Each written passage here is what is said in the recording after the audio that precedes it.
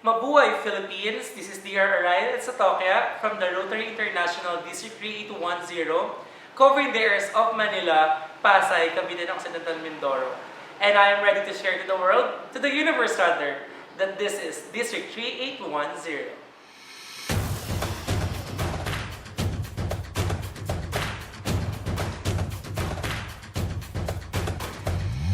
Pilipino, Pilipino, galing natin ito.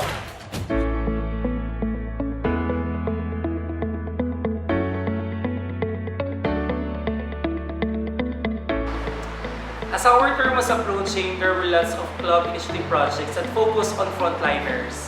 We started our term by supporting the hashtag Project Sampu COVID-19 Testing Kit Donation Drive. And I am proud to say that we were able to collect 22,000 from the Rotaract DC Committee and Presidents-elect back then. Each of you have proven that as long as we work together, everything is possible. Last Rotary year, we were able to welcome 9 new Rotary clubs. And for this year, we are blessed to have chartered 1 Rotary club.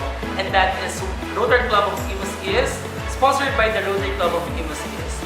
So in total, we are now 92 Rotary clubs in our district. However, our district has the lowest club growth when it comes to chartering clubs.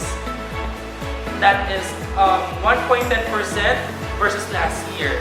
On the other hand, when it comes to membership growth, we are now 3,112 and that is 5.06% increase from last year. We understand how challenging this year is, not only for us Rotaractors, but also for the Rotary clubs. We thought that instead of chartering new clubs, maybe it's better if we just re-empower the existing Rotary clubs in our district. So far, the performance of all the clubs when it comes to district meetings are all good. We have a total of 8 district meetings and president's meetings. And aside from that, we launched the 3810 District Tambayan thanks to Director Lloyd. We had the opportunity to bond with each clubs, even if it's just virtually. For everyone's information, what the district does in the Tambayan is fellowship, where we have performances, raffles, and games for the Rotaractors so they will enjoy even more their journey in the organization. Action! Wow! Ang galing-galing mo, Georgia! Ang galing-galing mo! Makapagsalita. Under community service, thanks to Director Dr. Ilea, because our hashtag Alagang Rotaract program became a success, we were able to donate a total of 103,155 in cash and in kind donations for the following: fire victims in Dasmariñas City, Bacoor, and in Kawit, typhoon victims in Occidental Mindoro, and even in Cagayan and Isabela. All of this became possible with the help of each officers, transformational presidents, Rotaractors, Rotarians, and our friends. We partnered with different Rotary clubs in our district and also with Rotary clubs of Tuguegarao and Santiago. And of course, we also work together with the different LGUs in those places. For professional development, the efforts of Director Nikki, we have launched our district webinar, and as of now, we have 2 district webinars wherein we partnered with Lovers of Philippines to give awareness to our Rotaractors about HIV/AIDS in this time of pandemic. When it comes to international service, our Director Mikey, together with DS Rizalin and Deputy DS Oliver, and all the DRERs have attended various Twin Club and Friendship Club signing.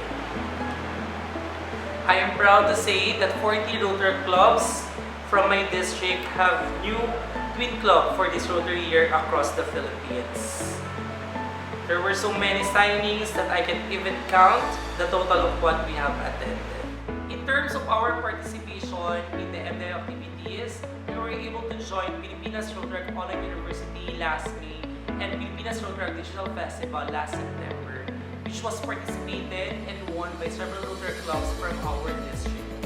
15 Rotary clubs with a total of 29 impactful and sustainable projects were able to submit for their inaugural Year of Year Awards. 6 Rotary clubs were also able to make a submission for the yearly Edison of National Rotary Awards.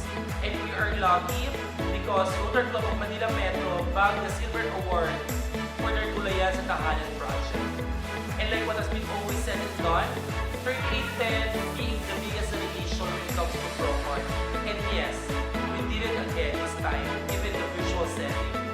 have a total of 350 Rotaractors for this year's Pilipinas Rotaract Convention. And of course, in terms of public image, we launched an online contest by which Director Jex was able to help and guide the transformational presidents regarding branding guidelines. There are still many things that we need to improve in our branding, and I am very confident that the next term will help you with that even more. Let's all aim towards making the Rotary brand stronger than ever. About our social media accounts, our FB page have reached 4,550 likes already, and our page engagement is also doing well. Another great thing that happened during this term is the publishing of our official district magazine that we named the 3810, which was proposed by TV Genesis Delisan. Thanks to Director Audie and his team, we were able to release 5 issues, and we have another one on the way to be released next month. My sincerest gratitude to all the creative works, all the articles, and club projects featured. It shows how amazing and creative our Rotaractors are. When it comes to monthly report submission, DS Rizalin, Deputy DS Oliver, and all the DRARs really work together to make all Rotary clubs submit their report monthly. And I am very glad because the average monthly submission is around 39 clubs per month.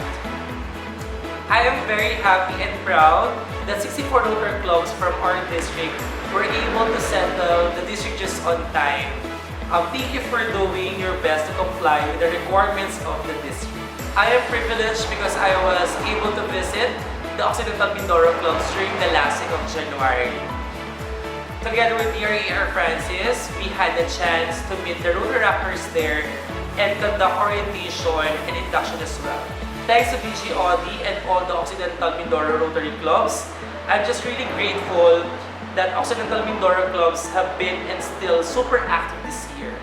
Thanks to Rock Sablayan, San Jose, Divine Word College of San Jose, and Looc Lubang. On the international scene, in the recently concluded Asia-Pacific Regional Rotary Conference, we had 133 participants, and due to that, we were the biggest delegation. My sincere gratitude for all those who attended. And not only that, out of 8 finalists for Rotary Outstanding Project Awards, 6 of those came from the Philippines, and 2 are from our district, RAP Manila Metro and RAP Raha Suleiman Volunteers. My appreciation to the 29 Rotary clubs who submitted for the Rotary Outstanding Project Awards. Because of that, we had the most number of clubs in the country who made submissions. I would also like to share to everyone that as of April 15, we have collected the total contributions amounting to $2,112.67 or equivalent to 105,633 in pesos for the Rotary Foundation. Total contribution for the annual fund is $1,266.49 or 63,000 and $847 or 42,000 for the polio class. And that was all made possible through each one of you. Thank you for your generosity, 39 Rotary clubs nationwide qualified for the Rotary Giving Club, and 15 of those are clubs from our district. A very big thanks to all of you. And I hope more will be donated before this term ends. Let's also commend our officers and members for the collective efforts that contributed greatly on all of these achievements. From the bottom of my heart, and on behalf of Rotary District Committee and DRC Chong and Cabo, maraming salamat. 3810, galing natin ito.